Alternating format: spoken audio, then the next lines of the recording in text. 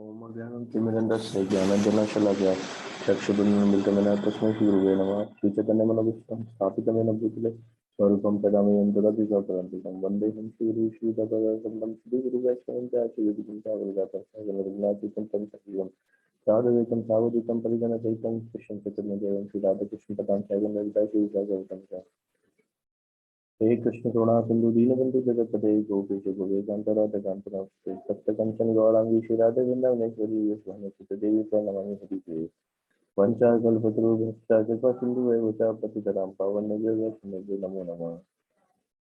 Hare Krishna Krishna Krishna Hare Hare Hare Ram Ram Ram Hare Hare. Hello, Srila ji. So we are continuing with the page number 17, chapter 1. Annihilation of the material world. Annihilation of the material world takes place in two ways. Partial annihilation occurs at the end of every 43 lakhs into 1000 solar years, or at the end of each day of Brahmaloka, which is the topmost planet in the material world. During the time of partial annihilation, the topmost planets such as Brahmaloka are not annihilated, but at the end of each duration, 43 lakh into 1000 into 2 into 30 into 12 into 100 solar years, the entire cosmic manifestation is merged into the antimaterial body from from whence the material from whence the material principle emanate, manifest and merge after annihilation. The antimaterial world, which is far removed from the split material sky, is never annihilated. It absorbs the material world. It may be that a clash occurs between the material and antimaterial world as suggested by the scientists, and that the material worlds are destroyed, but there is no annihilation of the antimaterial worlds. The eternally existing antimaterial world is unmanifested to the material scientist. He can simply have information of it insofar as the principle of its existence are contrary to the modes of the material world. Full details of the anti-material universe can be known only from the infallible source of liberated authorities who have thoroughly realized the constitution of the anti-material principle.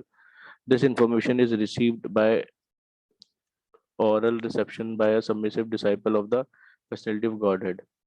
The Vedic knowledge was thus imparted unto the heart of Brahma, the first living being in the material world creation. It was Brahma who related this knowledge to the sage Narad Muni. Similarly, the Bhagavad Gita was spoken to the personality of Godhead, Sri Krishna, to the Vivaswan, the presiding deity of the sun, and where the oral chain of disciplic succession was broken, Lord Krishna repeated the Bhagavad Gita to Arjuna on the battlefield of Kurukshetra. At that time, Arjuna took the role of disciple and student in order to receive transcendental knowledge from Sri Krishna, in order to drive out all misgivings which the gross materialist of the world may have. Arjuna asked all relevant questions, and the answers were given by Krishna so that any layman can understand them. Only those who are captivated by the glamour of the material world cannot accept the authority of the Lord Sri Krishna. One has to become thoroughly clean in habit and heart before one can understand the details of anti-material world.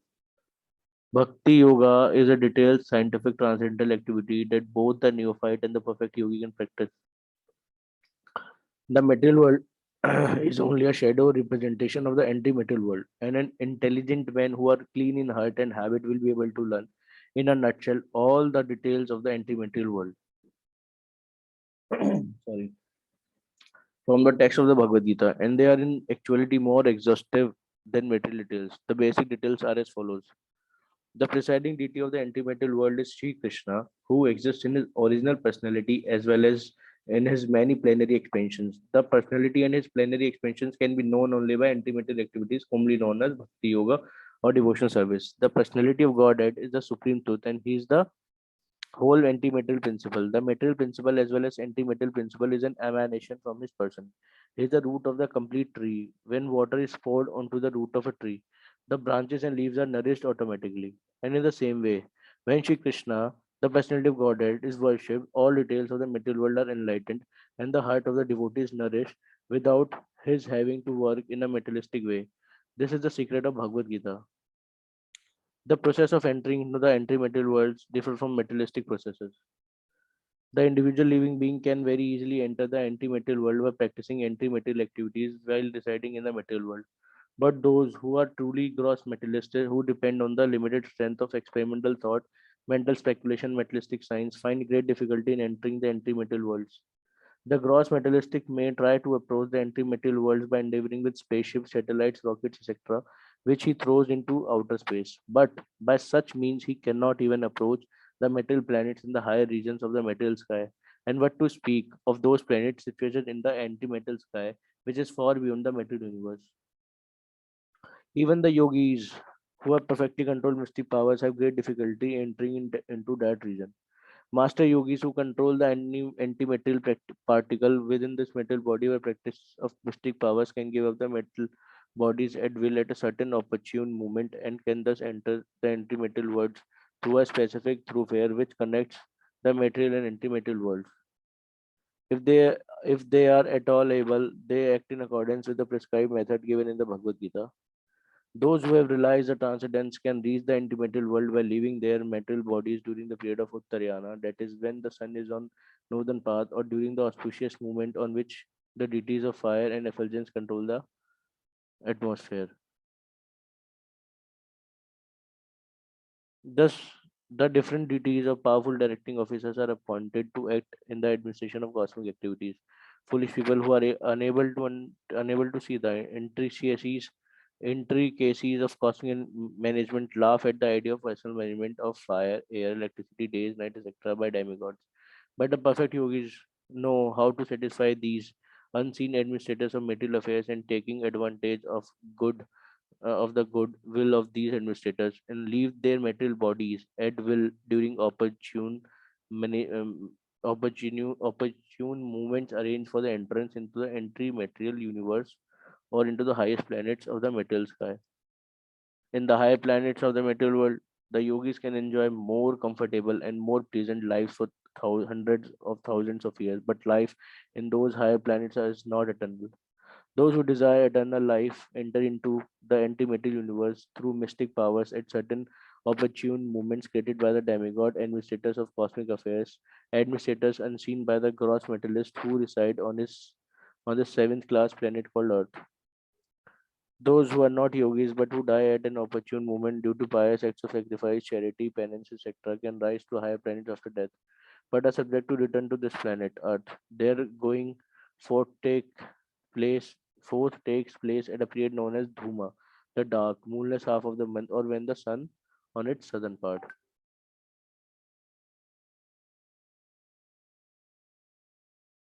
In summary, the Bhagavad Gita recommends that ad- one adopts the mean of devotional service or anti-material activities if one wishes to enter the anti-material world. Those who adopt the means of devotional service are prescribed by the expert transcendentalists are never disappointed in their attempts to enter the anti-material world.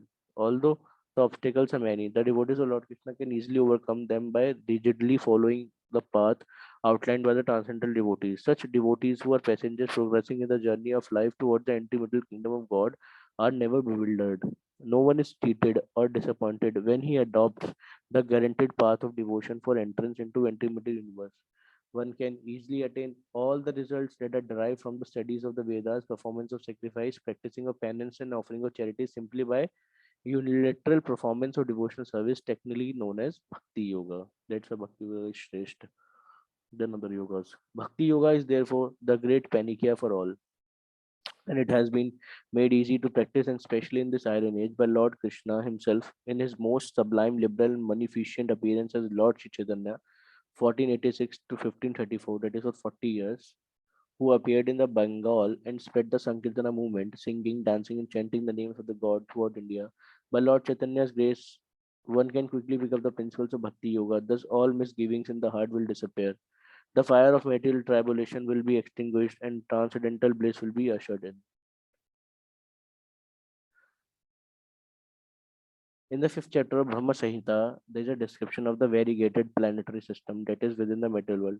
It is also indicated in the Bhagavad Gita that there are variegated planetary system in hundreds of thousands of material universes, and that altogether these universes comprise only a fraction, one fourth of the creative energy of Godhead. The majority, three-fourths of the Lord's creative energy is manifested in the spiritual sky called the Paravyom or the Vaikuntha Lok. These instructions of the Brahma Samhita and Bhagavad Gita may be finally confirmed by the material scientist as he researches into the existence of the anti-material world. In addition, In February 21, 1960, Moscow News release reported Russia's well-known professor of astronomy, Vorontsov Veliaminov, said that there must be an infinite number of planets in the universe inhabited by beings endowed with reason.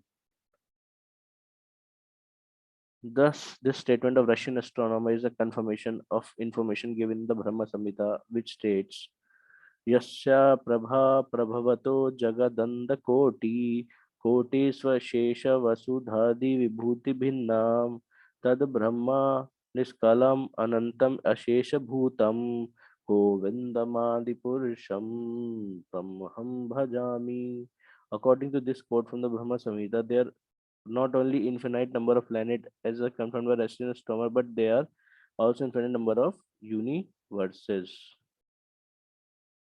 All these infinite universes with the infinite planets within are floating on and produced from the Brahman effulgence emanating from the transcendental body of Mahavishnu, who is worshipped by the Brahma, the residing deity of the universe in which we are residing.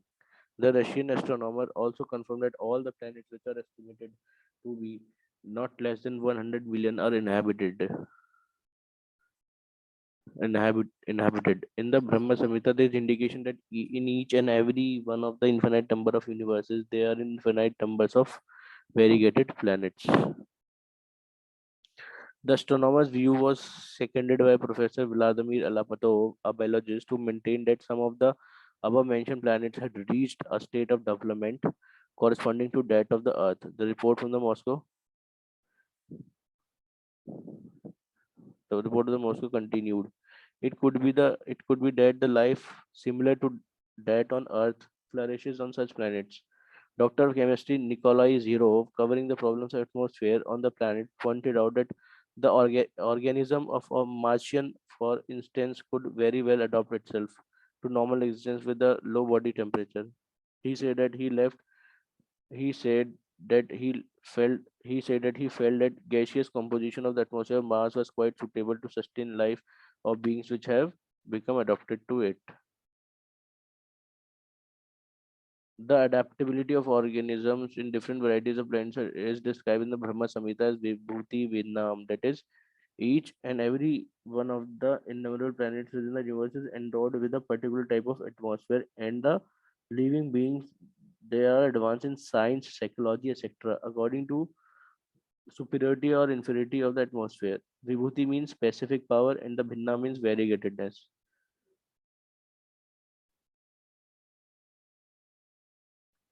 Scientists who are attempting to explore outer space in an attempt to reach other planets by mechanical means must realize that organisms adapted to the atmosphere of the Earth cannot exist in the atmosphere of other planets.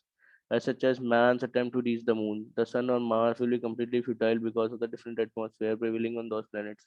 Individually, however, one can attempt to go to any planet he desires, but this is only possible by psychological changes in mind. Mind is the nucleus of the material body. The gradual evolutionary progress of the material body depends on psychological changes within the mind. The change of the bodily construction of a worm into that of a butterfly, and in modern medical science, the conversion of a man's body into that of a woman or vice versa, are more or less dependent on the psychological changes. In the Bhagavad Gita, it is said that if a man at the time of death concentrate his mind upon the form of the personality of Godhead Shri Krishna, and while so doing relinquish his body, he at once enters the spiritual existence of the anti-material world. This means that everyone who trains the mind to turn from matter to the spiritual form of Godhead by performance of the prescribed rules of devotional service can easily attain the kingdom of God in the anti-material sky, and of this there is no doubt. And in the same way, one desires to enter into any other planet of the material sky, he can go there just after quitting the present body, that is, after death. Thus, if someone wants to go to the moon, the sun, or Mars, he can do so simply by performing acts for the purpose. The Bhagavad Gita confirms this statement in the following words: that upon which a person meditates at the time of death, quitting his body, absorbed in the thought thereof, that a particular thing he attains after death. Maharaja Bharat, despite of a life of severe penances throughout, thought of a stag at the time of his death and thus become a stag after death. However, he did retain a clear consciousness of his past life and realize his mistake. It is important to realize that one's thought at a time of death are influenced by actual deeds which one performed during his life. In the Srimad Bhagavatam, the third canto, chapter 32, the process of entering the moon is described as follows. Materialistic minded men who have no information of the kingdom of God are always mad after material acquisition of wealth, fame, and adoration. Such men are interested in the progressive will of their particular family unit for their own self satisfaction, so are interested in the progress of social and national welfare. These men attain their desired object by material activities. They are mechanically engaged in ritualistic discharge of prescribed duties and are consequently inclined to satisfy the pitas or by gone father, forefathers, and controlling demigods by performance of sacrifices as prescribed by the revealed scriptures. Addicted to such acts of sacrifices and ceremonial observances, such souls enter into the moon after death. When one is thus promoted to the moon, he receives the capacity to enjoy the drinking of somras, a celestial beverage.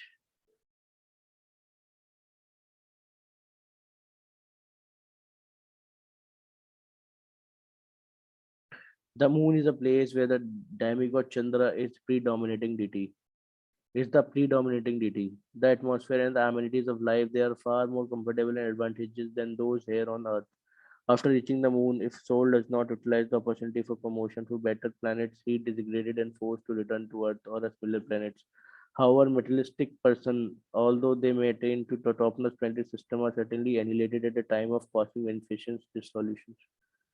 As far as the planetary system of the spiritual sky is concerned, there are unlimited Vaikuntha planets in the Paravyum.